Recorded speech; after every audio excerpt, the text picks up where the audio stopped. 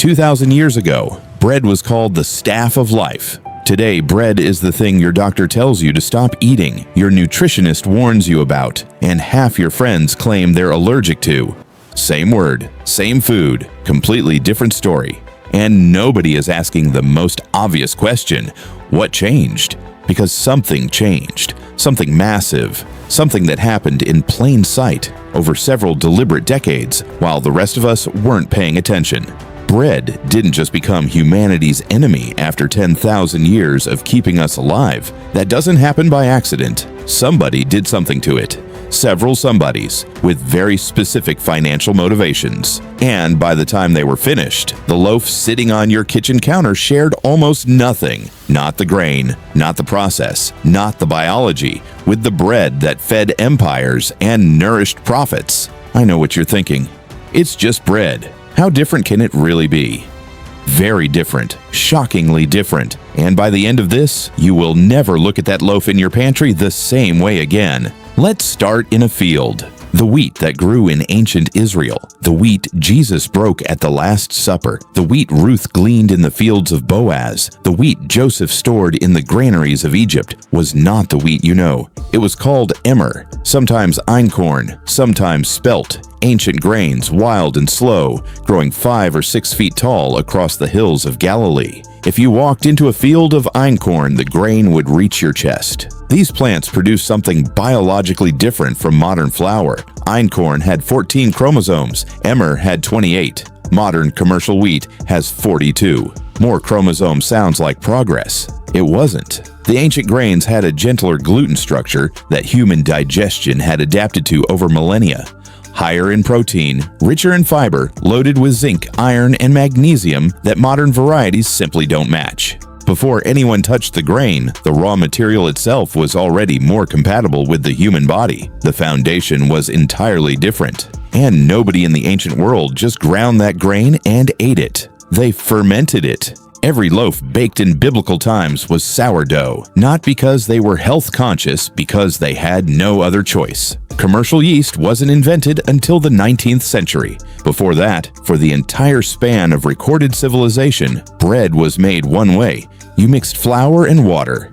You left it out. Wild yeast from the air, the grain, the baker's own hands, settled into the dough and began to work, slowly, patiently, across 12, 15, sometimes 18 hours. Every household kept a piece of living dough from the previous batch, a starter, alive in a clay jar. That starter was a colony of wild yeast and lactic acid bacteria working constantly, eating the sugars in the flour, making the bread rise, generating the acids that gave it flavor.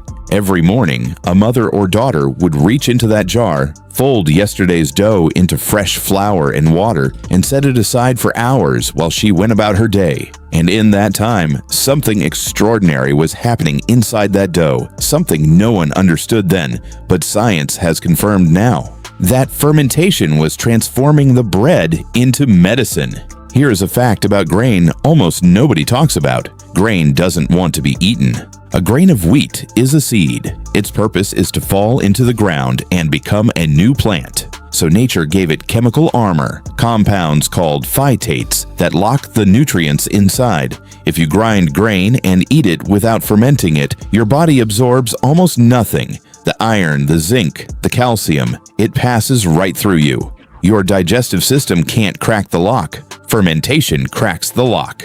Those long hours of slow bubbling weren't passive. The bacteria were dismantling every defense in the grain, neutralizing phytates, freeing minerals, breaking down complex starches into slower digesting forms that raised blood sugar gently instead of spiking it. By the time that ancient woman slid her flatbread into the oven, the nutrients were free and ready. She didn't understand the chemistry, she just knew a man could eat this bread at dawn and work the fields until noon without slowing down. But here is the piece that hits closest to home for millions of people watching this. You've heard people say, "I can't eat bread anymore." The bloating, the cramping, the brain fog. I'm gluten sensitive, and the pain is real. But here's the question nobody asks.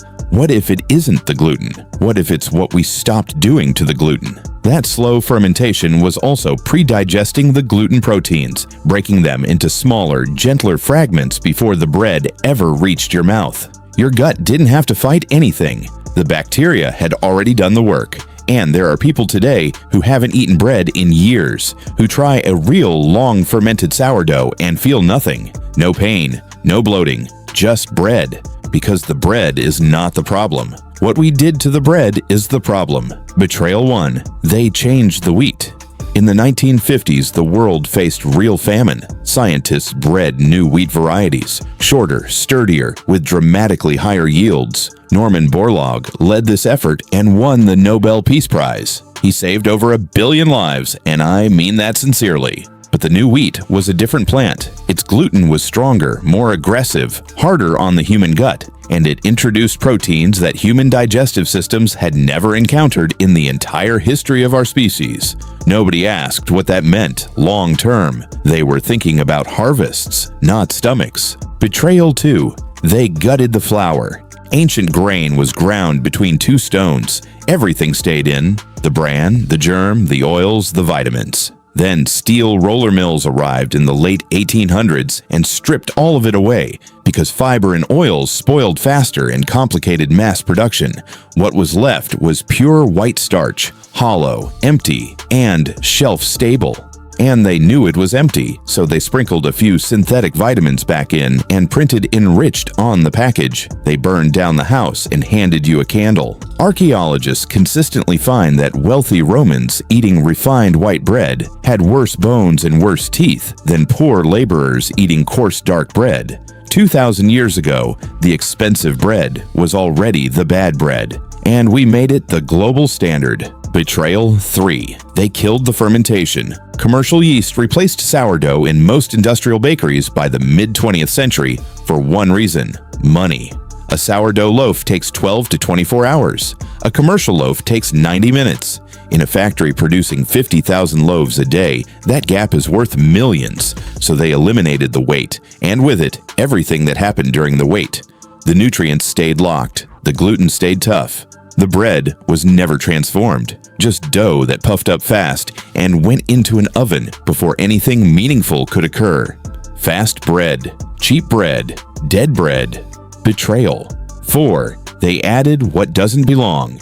Then they added things that would have made any ancient baker stare in bewilderment. Chlorine dioxide to bleach flour white. Potassium bromate to boost loaf volume. Banned in the EU, UK, Canada, China, and Brazil as a possible carcinogen, still legal in the United States. Azotocarbonamide, a dough conditioner also used to make yoga mats. Preservatives so bread can sit on a shelf for 3 weeks. And high fructose corn syrup, because a slightly sweeter loaf means you'll buy it again next week without knowing why. The Staff of Life, sweetened with industrial corn syrup.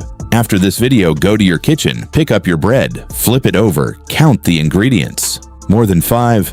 That is not bread. That is a product engineered to look like bread, cost almost nothing, and last on a shelf for weeks. A business model shaped like a loaf. And we wonder why celiac disease has quadrupled in 50 years. We wonder why gut disorders and inflammation keep climbing. Maybe the problem isn't bread. Maybe the problem is what we decided bread should be. At the Last Supper, Jesus took bread. He gave thanks. He broke it and said, "This is my body given for you."